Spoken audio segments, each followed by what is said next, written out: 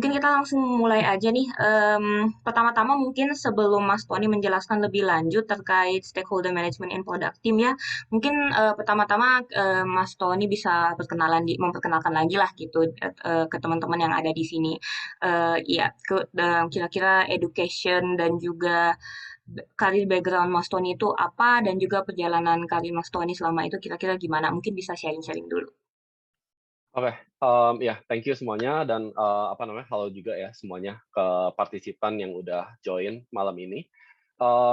Basically kalau, karir ya, karir dulu, apa namanya, kalau dilihat dari kuliah ya, kuliah kan dulu di, branding di Prasetya Mulia. Sebenarnya nggak ada hubungannya sekali sama product management, which in fact kayak nggak ada tempat buat actually belajar product management di Indo kan. Ya mungkin, sekarang Apiary juga udah, apa namanya, sediain juga buat kayak kita bisa belajar, product management di Indo. Cuman, pertama kali berkarir sebagai product manager, di salah satu perusahaan startup namanya, Sinergo Technology. It's basically a SaaS startup, yang ada di field-nya itu di HR gitu. Jadi providing HR solution buat kayak enterprise businesses gitu sih. Di situ, handling a lot of project kayak, apa namanya, company-company yang gede. Jadi, lumayan specialized di B2B juga, di B2B business. Jadi, beberapa notable clients ada kayak, Astra, Binus, Ciputra, Nusa, dan lain-lain gitu. Di situ, pertama kali break into product management, belajar di situ, punya pengalaman di situ, akhirnya decided to bikin startup, apa namanya, diajakin teman juga bikin startup juga. Jadi pernah, sebagai, co-founder and head of Startup Indonesia, kalau misalnya ada yang tahu, bisa di-search juga di Instagram, startupindonesia.co. Itu basically, apa, company yang, mengkonekkan startup sama investor gitu sih. Jadi kita helping a lot of startup di Indonesia untuk, apa, fundraising gitu. Setelah apa, jalanin, startup Indonesia growing really well, tiba-tiba kebetulan di-scout juga gitu kan, di-scout, sekarang currently, ada di salah satu perusahaan otomotif, yang lagi naik sekarang, namanya Moladin, is a automotive, apa namanya, automotive business, dan, apa, refinancing business gitu sih.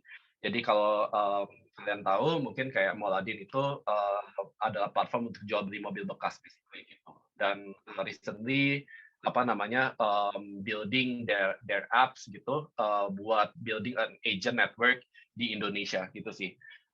Apa namanya, ya growing really fast, sekarang udah, baru raise Series A juga, funding sama Sequoia dan Northstar. Wah, keren banget nih background dan juga perjalanan karirnya Mas Tony ya, sampai jadi co-founder juga dan juga bisa finding startup juga gitu. Oke, Ya.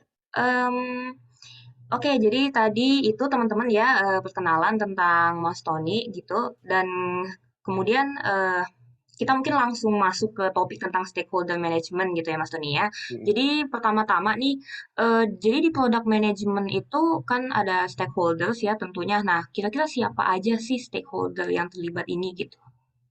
Oke, Dan oh ya, oh ya maaf ya. Mas. Ya mungkin bisa sekalian dijelasin juga Ya. setiap stakeholder ini perannya tuh apa gitu, apa yang membedakan? Right, oke, stakeholder sebelum mungkin kayak kayak siapanya gitu, mungkin kayak, stakeholder itu sebenarnya apa sih gitu kan. It might be different buat kalian semua gitu kayak, of course kan, stakeholder itu kan spesifik, kita lagi di bisnisnya misalnya fokusnya B2B atau B2C atau is a large enterprise atau, baru startup gitu, baru baru bikin gitu, stakeholder-nya kan beda-beda gitu kan. Cuma technically stakeholder itu adalah orang-orang yang punya, I can say ya, the best definition buat stakeholder, semua yang punya interest tentang produk yang kita lagi bangun, itu bisa disebut, sebagai stakeholder sih, basically kayak gitu. Nggak cuma punya interest, tapi, apa namanya, mereka juga impacted by the success of the product. What it means adalah kayak kalau misalnya kita sebagai PM ya gitu, sebagai product manager, kita launching any products, selama produknya itu impacting mereka, mereka bisa disebut sebagai stakeholder gitu. Dan, of course kayak, semua yang mempunyai influence terhadap decision terhadap sebuah produk itu juga bisa disebut sebagai stakeholder. Nah, kayak contohnya apa? Contoh untuk kayak yang influence gitu misalnya, kayak your boss gitu, misalnya your manager, mereka kan punya influence untuk kayak oh produknya diginiin aja gitu, atau misalnya C-level gitu kan, management team, misalnya CEO-nya pengen punya vision produknya kemana gitu-gitu, itu kan bisa disebut sebagai stakeholder juga. Um, Sisanya ada banyak sih kayak ada sales team, ada finance team, legal team, operation team, all kind of divisions apa namanya itu kan impacted by the product atau punya decision terhadap produk tersebut gitu. Jadi biasanya sih ya kalau stakeholder itu dibagi internal eksternal lah kesannya gitu. Internal stakeholder means yang ada di company kalian. Kalau misalnya kalian mungkin startup banget kayak misalnya jumlahnya kurang dari 20 orang atau kurang dari 10 orang bahkan stakeholder-nya lebih dikit gitu. Compare tuh misalnya kenapa tadi kayak misalnya gue sebut-sebut kayak legal gitu atau operations gitu. Mungkin mungkin startup yang kecil belum punya dedicated team legalnya atau misalnya finance-nya gitu kan. Cuma basically all field itu adalah stakeholder lah gitu. Apa namanya? Aku kalau misalnya aku jelasin salah satu kan lumayan panjang. Jadi aku kasih contoh beberapa ya. Jadi kayak contoh kayak kenapa aku sebut legal gitu misalnya. Ketika kalian launching satu produk kan kalian menentukan feature ya, feature dalam produk tersebut. Kalian nentuin requirement apa aja sih yang produk itu perlu ada untuk bisa launch gitu ke market gitu kan. Kalau ternyata ada fitur-fitur yang berhubungan dengan kayak oh melanggar sebuah misalnya hukum atau misalnya any legal needs gitu atau misalnya contoh ada beberapa fitur yang kalian butuh consent dari konsumernya gitu misalnya. Itu kan berarti kalian harus align ke legal team atau misalnya kalian menggunakan budget gitu kan, budget perusahaan untuk produk ini bisa jalan gitu. Misalnya kalian kasih bonus atau kalian bikin voucher atau apapun, itu harus kalian align ke finance team gitu kan. And interesting things tentang stakeholder tersebut adalah kayak mereka akan expect dan menginfluence apa namanya produk kalian specifically dengan field yang mereka lagi kerjain gitu misalnya finance team akan selalu peduli dengan masalah keuangan gitu kan operation akan selalu peduli dengan how efektif atau efisien kita bisa let's say mengoperasikannya lah di dalam internal company-nya kayak gitu sih. Oke, jadi itu tadi tentang apa itu stakeholder dan juga peran-perannya mungkin ya dari Ya. masing-masing ada banyak tapi sebagian tadi udah disebutin sama Mas Tony gitu. Oke, jadi karena ada banyak stakeholder dan kemudian mereka masing-masing punya peran yang berbeda-beda, tadi mungkin Mas Tony udah sempat mention juga kalau mereka itu akan mempengaruhi kita jadi kan in terms of mengembangkan produk tadi. Nah, selain itu mungkin ada lagi nggak nih kira-kira alasan kenapa kita tuh perlu gitu untuk memahami bagaimana cara kita memanage stakeholder ini gitu.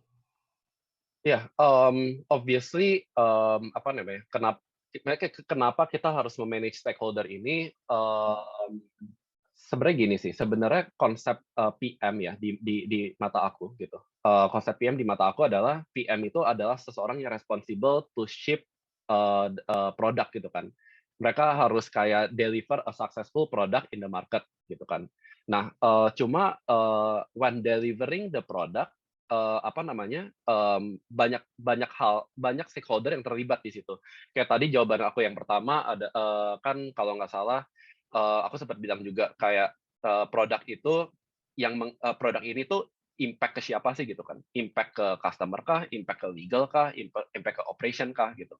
When you don't do, stakeholder management, itu akan jadi, bisa dibilang apa ya, bahasa kasarnya kayak kacau lah gitu kan. Misalnya kalian, apa namanya, nggak pernah align sama tim finance atau kalian nggak pernah align sama tim sales gitu, atau tim marketing let's say. Kalian launching produk tapi marketingnya nggak jalan gitu kan.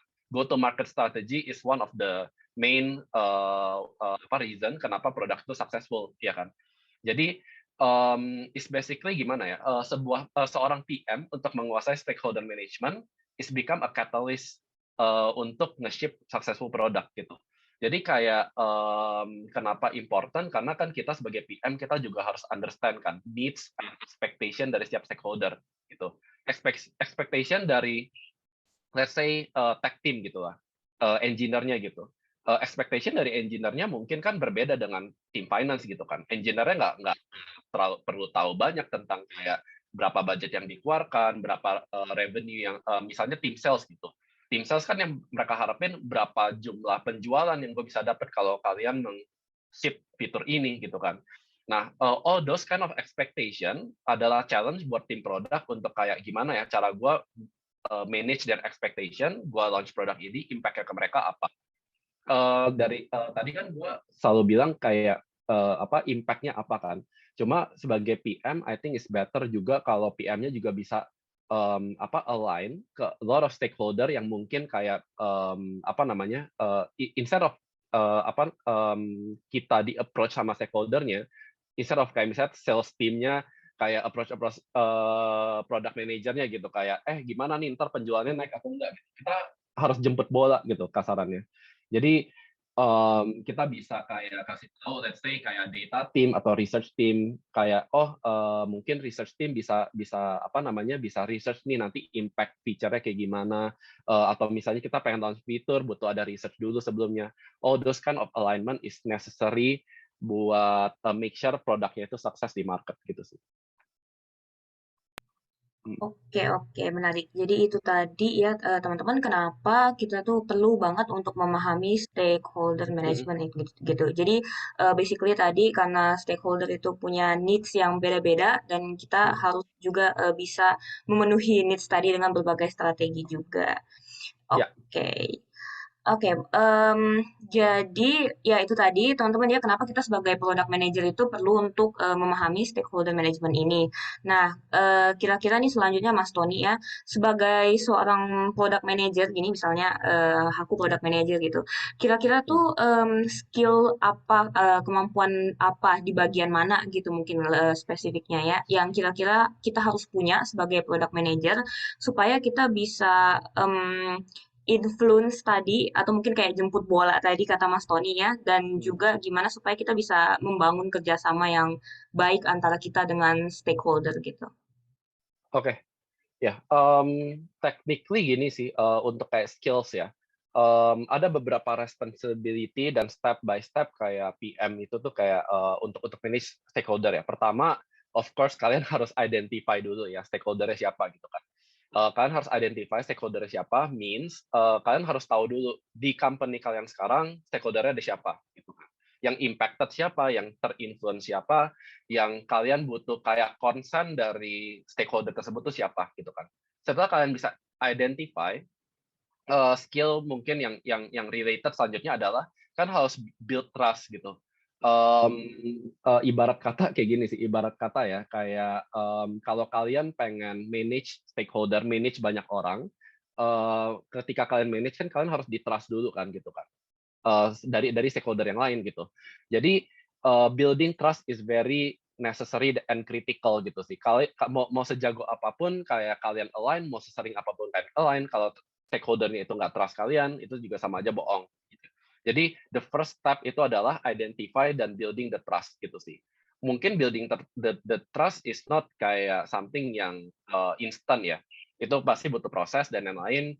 Cuma caranya gimana is the next skill yang apa yang dibutuhin sama product manager adalah kita harus punya skill untuk bisa align and engage with stakeholder tuh continuously gitu kan. Um, Tadi obviously aku ada sebut banyak banget ya. Ada kita stakeholder tuh ada finance team, ada legal team, ada sales team, management team, designer, data team dan lain-lain gitu kan. Ada banyak banget stakeholder di mana kalian harus benar-benar engage with every one of them gitu kan.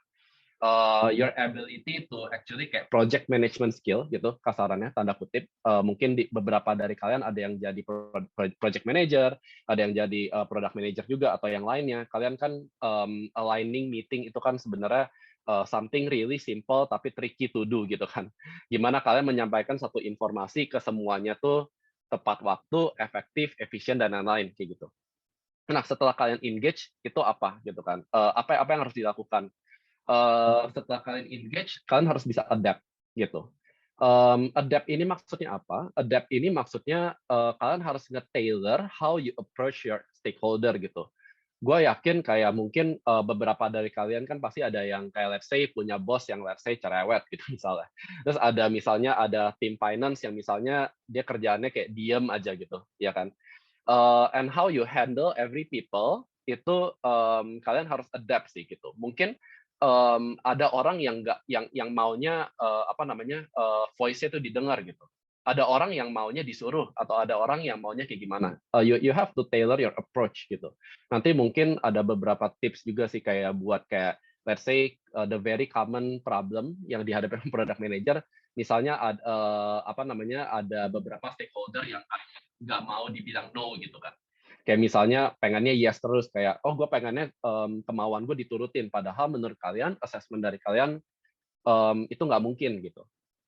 Nah cuma after you tailor your approach kalian harus apa namanya tahu deep understanding juga expectation dari setiap stakeholder kayak gimana gitu.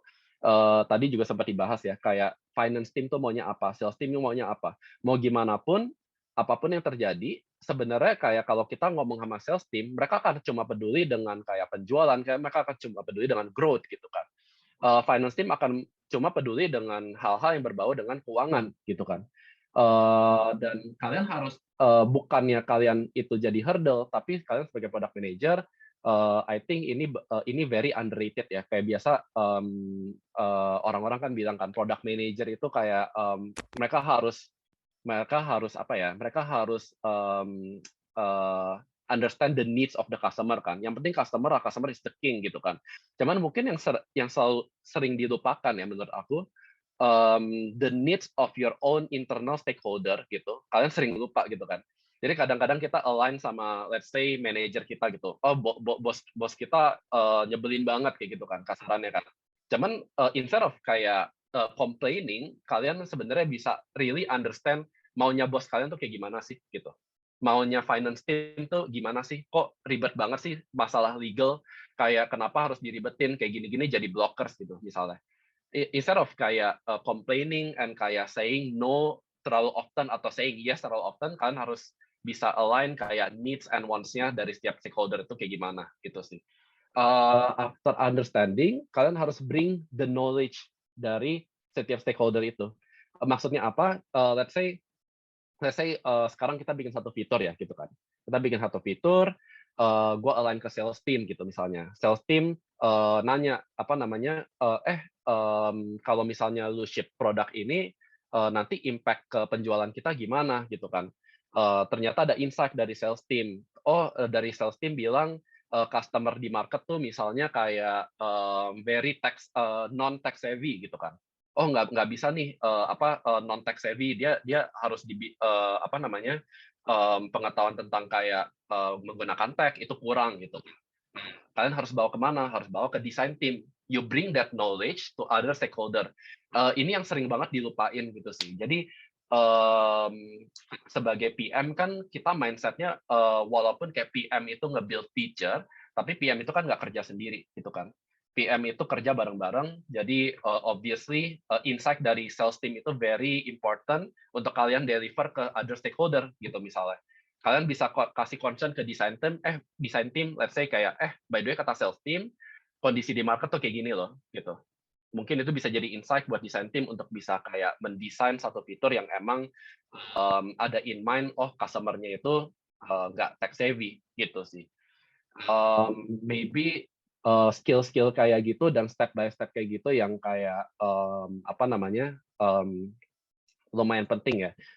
Kalau masih boleh nambahin, sebenarnya instead of tadi kayak ada trust dan yang lain, um, uh, tadi kan aku sempat bilang kan, the most important skill, the first step to become to manage your stakeholder adalah building trust gitu kan. Nah, untuk building trust, skill yang harus yang kayak diasah juga ada banyak gitu kan. Pertama, you need to develop your knowledge gitu. Knowledge tentang apa? Tentang produk knowledge kalian gitu. Kalau kalian sendiri nggak ngerti tentang produk yang kalian buat, dan they cannot trust you, ya kan? dan how you build your relationship to stakeholder gitu kan. Kalian pengen build trust, cara kalian kalian nge-tailor communication-nya gitu kan. Ada orang kan yang kayak misalnya ngejelasin selalu ngegas gitu kan. Ada orang yang ngejelasin selalu kayak pasif gitu kan. Nggak ada jawaban pasti, oh kalian harus pasif, kalian harus aktif, atau kalian harus kayak apa namanya, dibawa bercanda atau kayak gimana gitu-gitu, nggak ada jawaban yang pasti. Cuman kalian harus tailor, harus understand behavior dari setiap stakeholder tuh gimana gitu sih. Oke, Gitu. oke, oke. Jadi itu tadi ya teman-teman, kalau teman-teman ada yang baru join juga nih mungkinnya masih terus kayak ini lagi bahas bagian mana sih gitu. Jadi tadi Mhm. barusan Mas Tony ngebahas tentang skill apa aja yang kira-kira dibutuhkan oleh seorang product manager untuk stakeholder management gitu ya. Ini aku coba sebutin lagi, boleh dikoreksi ya Mas Tony ya kalau ada yang salah. Iya, Jadi yang pertama mhm, kita harus bisa identify dan bisa nge-build trust dengan stakeholder kita. Terus kita juga harus punya skill untuk align dan juga engage continuously. Terus kita juga butuh skill untuk adapt di bagian gimana cara kita approach stakeholdernya. Dan kemudian kita juga harus have understanding kalau stakeholder itu tiap stakeholder itu mereka maunya apa gitu. Dan juga kita harus bisa untuk bring the knowledge atau informasi gitu ke stakeholder kita supaya bisa paham dan in terms of build trust tadi kita bisa develop knowledge ya salah satunya supaya untuk bantu membangun kepercayaan ini tadi gitu. Gimana kira-kira Mas? Oke, oke. iya iya, great. Oke, ya itu Mhm, tadi teman-teman jadi soal skill ya. Nah, kemudian selanjutnya nih ya, Mas Tony, jadi dalam menganalisis stakeholder management ini, kira-kira framework apa aja sih yang kita butuh atau mungkin tools juga kali ya yang bisa dipakai untuk analyze ini gitu. Kira-kira apa aja yang bisa kita gunain ini? iya, sebenarnya untuk yang bisa digunain, ada beberapa ya, nanti aku juga bakal share ke kalian, ada Miro board ya, nanti mungkin kalian bisa baca juga, beberapa kayak, apa namanya, hal-hal topik-topik yang dibahas, tadi. Cuma, apa namanya, untuk framework itu biasanya, yang paling common tuh orang pakai stakeholder mapping, gitu. Stakeholder mapping itu kayak gimana? Stakeholder mapping itu, basically is a framework to analyze setiap stakeholder ini tuh kalian harus ngapain gitu sih. Meaning itu sebenarnya kayak, kita bagi jadi, kita kita kelompokin lah stakeholder-nya. Kelompokin by apa? Kelompokin by, apa namanya, seberapa powerful dia untuk, make, decisions gitu, dan kayak, seberapa, apa namanya, impacted dia terhadap produk itu, gitu sih. Maybe, apa aku coba sekalian share aja kayak, apa namanya, Miro board-nya ya. Oh, boleh mau di-share linknya Mas gimana ini Mas ya atau gimana? Iya iya iya, boleh boleh, heeh, Oke, oke. biar mungkin kalau misalnya ngejelasin framework tanpa ini kan kayaknya, ini ya, Oh, oke biar lebih jelas gitu ya. yap, biar lebih jelas aja sih. Oke, jadi Mmm, ini aku share di chat linknya, ya teman. ya, mmm, ya kalau misalnya ada yang bisa buka, is basically, ada beberapa framework lah ya, kita bisa categorize, jadi, ada 2 matriks yang kalian harus perhatiin dalam kalian, apa namanya, manage your stakeholder gitulah. Pertama, seberapa influence, seberapa powerful mereka product decisions-nya, ya dari low sama high. Ada, seberapa engage mereka dan seberapa mereka terpengaruhi sama produknya gitu, ada low sama high juga. Cuma basically ada 4 kategori ya, ada 4 kategori, aku bisa jelasin satu-satu ya. Jadi ada audience, ada latent, ada defender, sama ada champion. Nah, sebenarnya penamaan itu kalian nggak harus hafalin sih, cuman yang penting kalian, bisa mengkategorisasikan, stakeholder kalian terhadap kuadran-kuadran itu, gitu. Mmm, Basically audience itu kan something yang punya low influence atau low, engagement lah ya, terhadap produk kalian gitu kan. Setiap fitur pasti kayak bisa beda-beda, jadi setiap fitur kalian harus mapping-in lagi ulang stakeholder-nya itu siapa, di mana gitu kan. Karena tadi kan salah satu skill pertama yang kalian kalian harus, punya adalah kalian harus identify stakeholder-nya, siapa aja gitu kan. Kalau menurut kalian kayak let's say ya, misalnya sales team itu sebenarnya cukup perlu tahu aja sih ada fitur ini. then it become audience gitu. Engagement-nya juga nggak terlalu banyak karena fitur ini nggak related ke penjualan gitu misalnya. Misalnya fitur ini related ke operations gitu misalnya. Jadi mereka akan jadi audience. Nah, apa yang harus dilakukan terhadap audience ini? Kalian harus inform when needed. Artinya apa? Kalau misalnya ada butuh ada alignment, kalian bisa undang. Kalau misalnya mereka nggak ikut juga nggak apa-apa. Cuma make sure every information itu kalian bikin transparan gitu sih.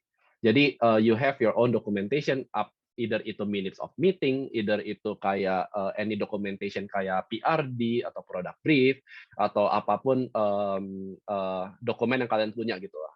You can send them, then that's it gitu kan. Kalian nggak butuh alignment apa-apa. Nah, selanjutnya ada di Layton. Layton itu adalah stakeholder yang I can say apa ya, mereka punya influence yang cukup gede, tapi stake-nya itu nggak banyak gitu. Semua stakeholder yang sebenarnya yang mereka punya influence-nya itu gede, itu kalian harus keep them satisfied. Itu udah hukum alam lah gitu kan kesannya. Bukan yang kayak ngejilat atau apa kayak gitu-gitu bukan. Cuma basically Layton itu adalah you need to really put in attention tentang kayak expectation dari mereka apa. Karena biasanya stakeholder yang kayak di kategori influence mereka punya apa ya high decision power kan. Jadi kalau misalnya kalian nggak bisa align dengan expectation mereka, biasanya kan mereka punya power untuk kayak oh yang penting gue pengennya kayak gini gitu kan.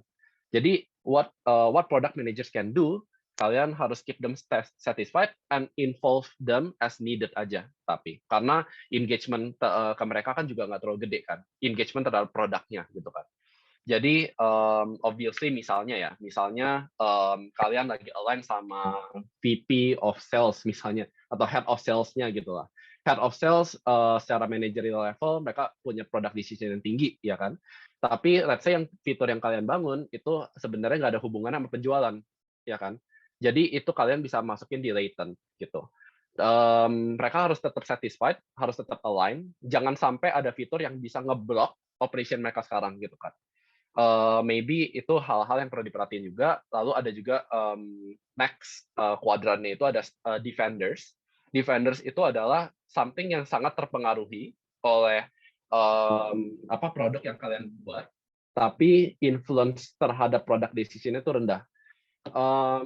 I can say ini apa namanya untuk sebuah product manager ketika dealing with them yang harusnya ya kalian akan lebih sering dealing with defenders lah dibandingkan yang satunya lagi gitu. Karena engagement-nya lebih tinggi, yang harus kalian lakukan ada apa itu kalian harus actively inform. Actively inform itu apa? Basically do as frequent as possible alignment atau apapun meetings atau kayak any documentation kalian harus lengkapin gitu sih. Make sure semua changes, semua update yang kalian buat itu mereka terinform kayak gitu. Karena balik lagi kalau mereka memang ternyata engagement terhadap produknya itu kuat, mereka yang tahu juga requirement itu kayak gimana, ya kan? Jadi make sure mereka terinform dengan baik, caranya kayak gimana, do frequent meeting. Gue agak nggak suggest kalian kayak misalnya, align-nya misalnya kayak feature-nya di-build dalam waktu 1 bulan, terus kalian ya udahlah 2 minggu sekali, udah cuma 2 kali pertemuan aja gitu kan. Nggak apa-apa kayak kalian spend waktu misalnya sehari, bisa per pertemuan 15-30 menit, kalian bisa inform any updates gitu. Kalaupun mereka nggak bisa, you can send them any documentation lah. Gitu. Nah, yang terakhir adalah champion atau biasa disebut sebagai promoters juga. Gitu. Champion itu apa ya? Ini stakeholder yang paling krusial yang kalian harus emang align gitu sih. Tekniknya kayak gimana, itu sebenarnya adalah gabungan teknik dari kalian nge-handle stakeholder yang latent sama defenders gitu kan. Kalau defenders kan tadi kalian harus align terus-menerus gitu kan. Untuk latent, kalian harus keep them satisfied. Basically champion is both gitulah. Is a combination of both of them gitu.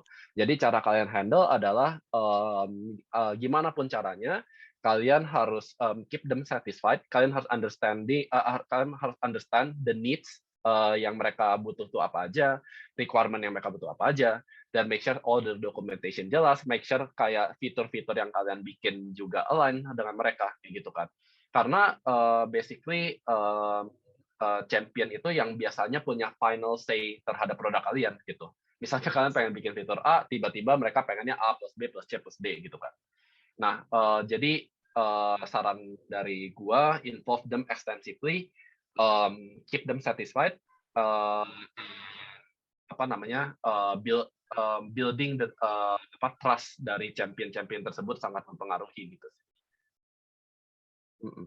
Ya, anyway, sebenarnya kalau bisa tambahin, sebenarnya kalau kalian lihat di Miro-nya ya, di Miro-nya ada di bawahnya tuh ada other frameworks ya, that you guys can use too. Ada yang lumayan ribet-ribet, cuma tips dari aku ya, kalau tentang kayak framework, kayak product manager nggak harus kayak ketika memanage stakeholder, kalian nggak harus kayak bener-bener bikin kuadrannya dan lain-lain kok gitu kan. Framework ini kalian gunain cuma buat mengingatkan kayak oh ada loh stakeholder kayak gini, ada stakeholder kayak gitu. Most of the time gue juga nggak punya satu file yang kayak di company gue kayak oh dia tuh latent, dia tuh champion, dia tuh apa kayak gitu kan. You just need to actually know how to tailor approach kalian terhadap kategori-kategori dari stakeholder kayak gini gitu kan. Make sure kalian tahu audience kalian siapa, make sure kalian tahu champion kalian siapa kayak gitu. Seiring dengan practice kalian adapt sama organization culture di masing-masing bisnis kalian, kalian pasti juga bisa udah mulai langsung gampang kok ngemetainnya, terus mereka pengen needs-nya apa dan lain-lain gitu sih. Oke, ya, jadi itu tadi ya teman-teman tentang framework yang dipakai untuk analyze stakeholder management, yaitu dengan cara stakeholder mapping. Udah di-share nih link Miro-nya supaya teman-teman dapat gambaran yang lebih jelas ya, Hmm. jadi bisa dicek di link yang ada di chat ya teman-teman. Oke, mungkin bisa ke pertanyaan selanjutnya nih ya Mas Tony. Mungkin Mas Tony sebelumnya udah sempat explain juga tentang gimana cara kita align dengan Hmm. stakeholder kita.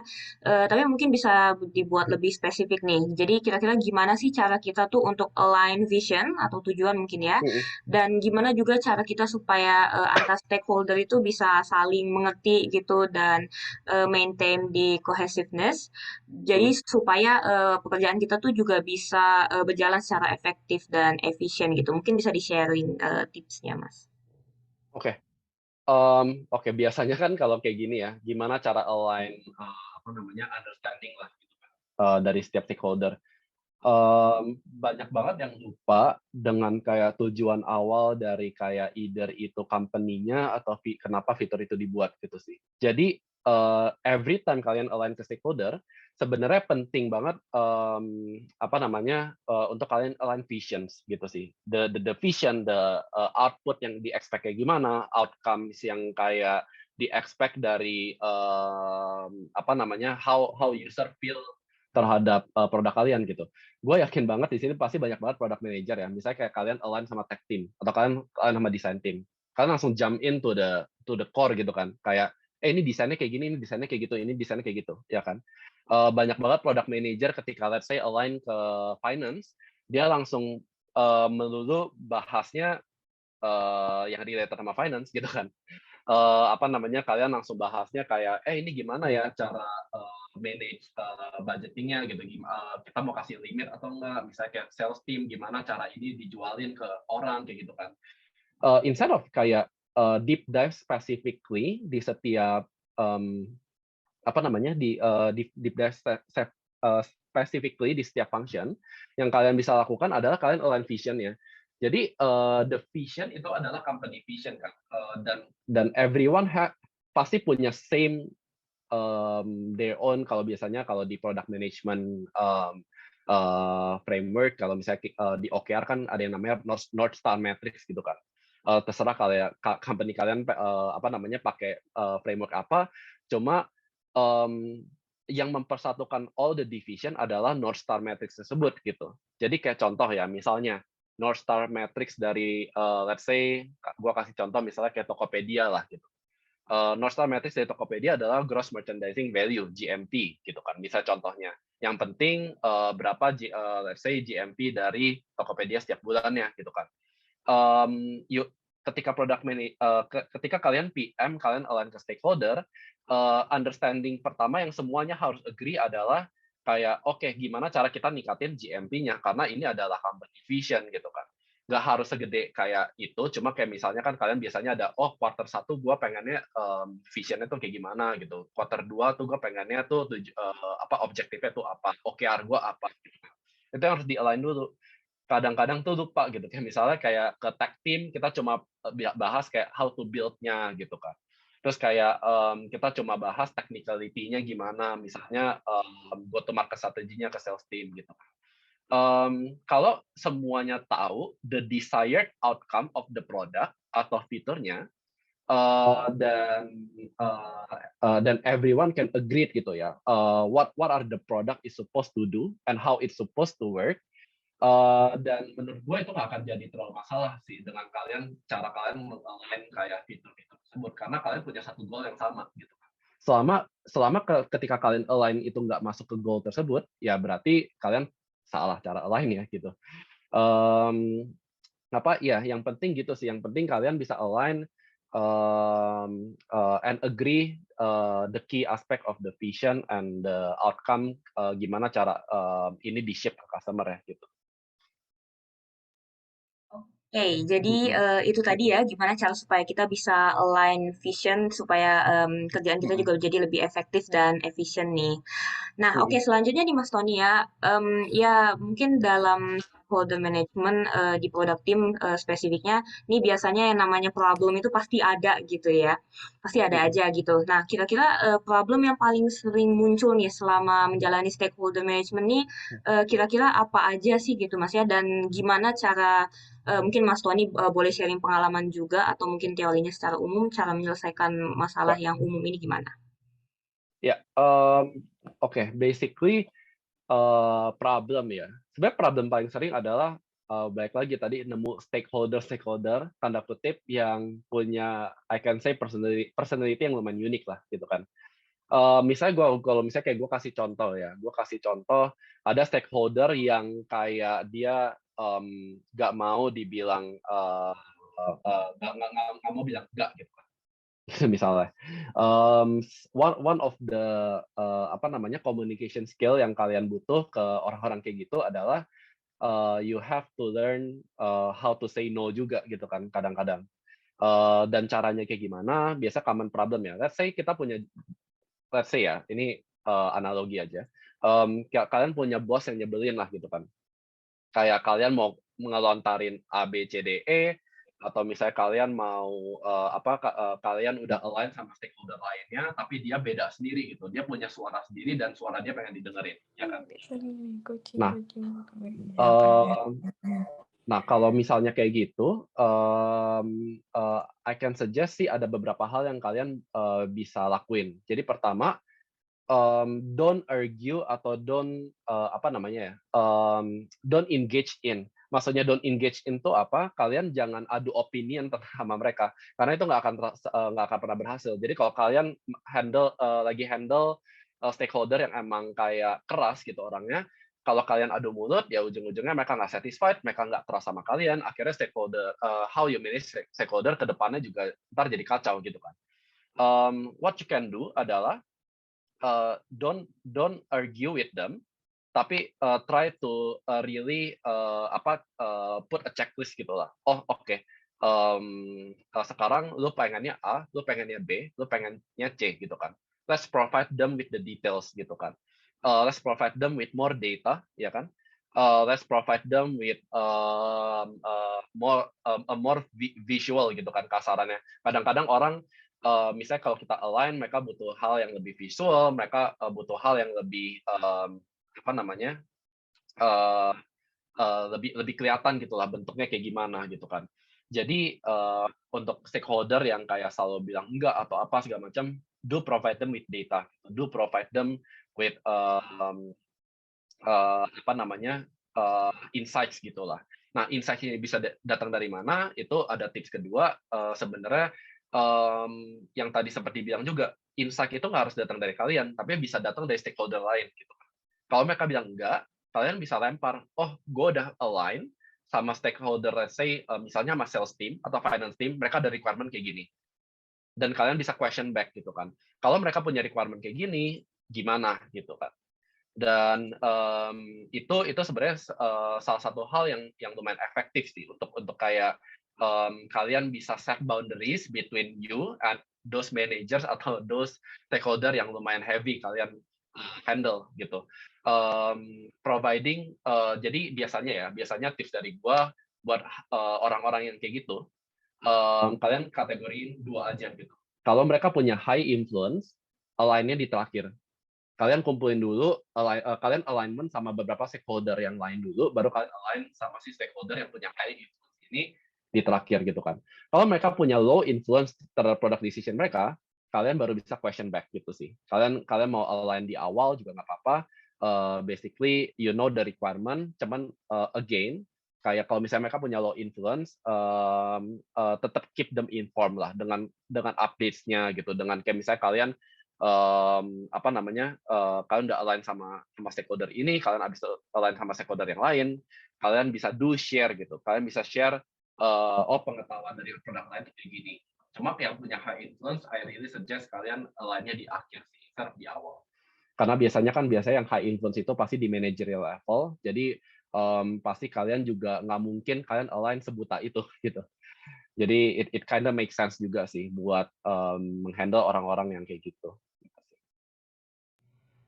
Oke, ya jadi itu tadi ya teman-teman, apa aja sih masalah yang umum muncul dalam stakeholder management ya, salah Ya. satunya menghadapi stakeholder yang macam-macam sifatnya unik gitu ya, Mhm. dan gimana cara solvingnya. Oke, mungkin ini last question nih untuk Mhm. Mas Tony ya sebelum kita lanjut ke sesi berikutnya. Jadi Ya. kalau mau bicara soal communicating dan juga Mhm. collaborating dengan stakeholder gitu. Kira-kira metode apa atau tools apa yang bisa dipakai untuk memfasilitasi kerjasama antar kita dengan stakeholder ini? Oke, sebenarnya ini is quite simple ya. Kalau misalnya ngomong tools, I mean, apa namanya, sebenarnya gini sih, sebenarnya kan kita lagi WFH, I mean the only tools sebenarnya ya kalian Zoom meeting, Google Meet dan lain-lain gitu kan. Kecuali kalian lagi, apa, WFO gitu, mungkin kalian bisa do alignment, kalian pengen bikin mini workshop bisa dan lain-lain, cuma mungkin itu nggak praktikal. Cuman what you can do, kalian sebenarnya bisa gunain tools-tools untuk a collaboration tools sih. I don't know kayak di company kalian pakai apa, cuman let's say di my current company biasanya kita alignment, kita pakai Miro gitu misalnya. Jadi ketika kita alignment, kita brainstorming-nya itu visually lewat Miro gitu kan. Misalnya, oh gue pengen align nih, misalnya let's say apa namanya, let's say Gojek lah gitu, pengen bikin fitur gimana caranya kita bisa ratingin drivernya itu nggak cuma dari bintang, tapi kita bisa kasih komen dan lain-lain, misalnya kayak gitu ya. Nah, kalau kita jelasin kayak gini, in apa verbally, itu kan biasanya kan orang-orang kan kayak lumayan overwhelmed.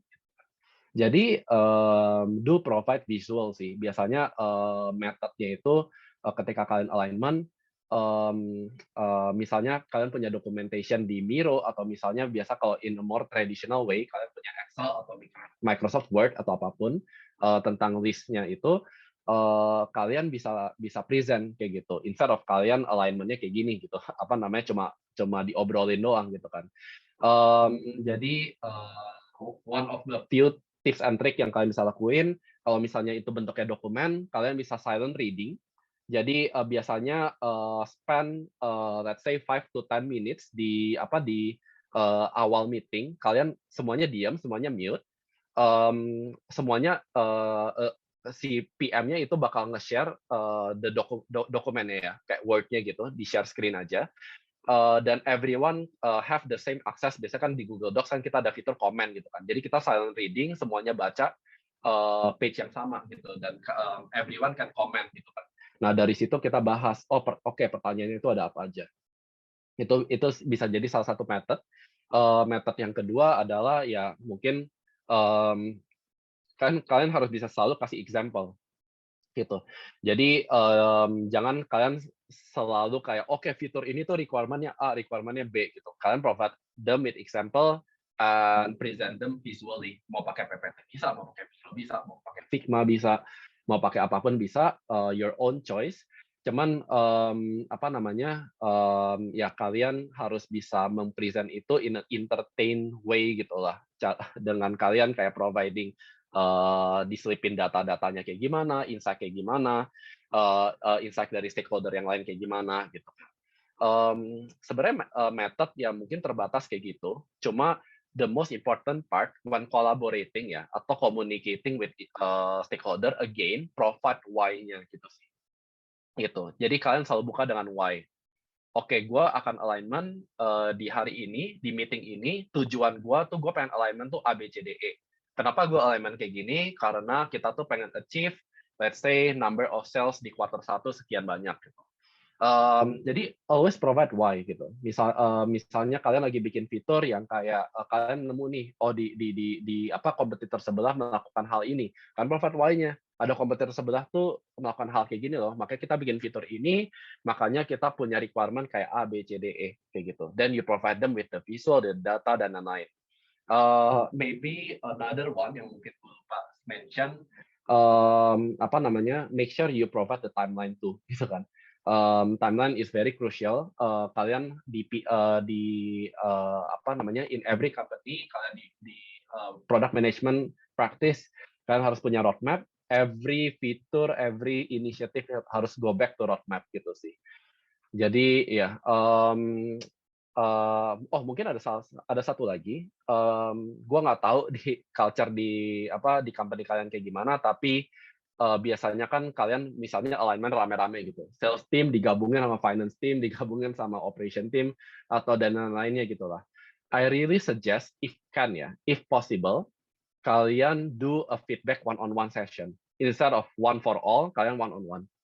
Karena, there's a nature ya, ya apa namanya, ini habit jelek sebenarnya sih. Cuman, ya, apa namanya, gua nggak bisa deny kalau kalau misalnya ada orang yang kayak, let's say di meeting rame-rame, mereka nggak mau speak up, ya kan? Kadang-kadang itu bakal jadi miscommunication. Jadi, I really suggest for product manager to do, alignment one on one, kayak gitu. Kalau ketika kalian alignment one on one, you can deep dive apa yang dibutuhin sama tim finance, apa yang dibutuhin sama design team, apa yang dibutuhin sama tech team, kayak gitu. Bayangin kalian ngegabungin tech team sama design team sama finance team dan lain-lain, kalian jadiin satu, oke gua nggak mau ribet, alignment-nya sekali aja, kayak gitu kan. Mmm, Seberapa lama dan seberapa berantemnya every division karena mereka semua punya, needs and wants yang masing-masing gitu. Ya mungkin itu sih yang kepikiran so far untuk kayak how to, facilitate ya, kayak, meetings and communication dan lain-lain gitu. Oke, Mhm, itu tadi sekaligus pertanyaan terakhir juga ya dari sesi talk show kita. mhm. Terima kasih Mas Tony atas insight dan sharingnya.